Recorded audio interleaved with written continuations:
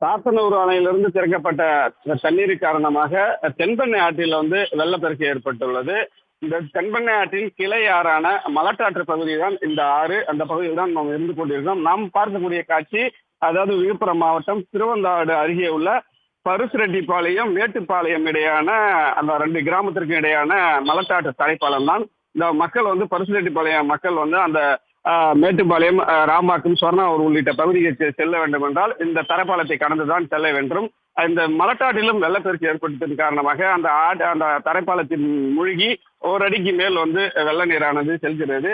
இதன் காரணமாக பருசுரெட்டிப்பாளையத்திலிருந்து ராம்பாக்கத்திற்கு பள்ளிக்கு செல்லக்கூடிய மாணவ மாணவிகள் மற்றும் பொதுமக்கள் அதாவது 4 கிலோமீட்டர் சுற்றி, அதாவது ராசம்பேட்டை, கொங்கமேடு வழியாக ராம்பாக்கம் செல்ல வேண்டும்.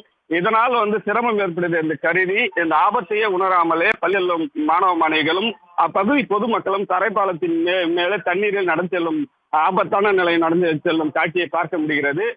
எனவே இந்த பகுதியில் போலீசார் பாதுகாப்பு பணியில் நிறுத்தப்பட்டு அவர்களை பாதுகாப்பை அனுப்பி வைக்க பணியை செய்ய வேண்டும் என அப்பகுதி மக்கள் கோரிக்கை வைத்திருக்கிறாங்க. தொடர்ந்து அந்த பகுதியிலானது வெள்ளப்பெருக்கானது ஏற்பட்டு அதிக அளவு தண்ணீர் பீச்சி செல்லும் காட்சியை தான் நம்மால் பார்க்க முடிகிறது.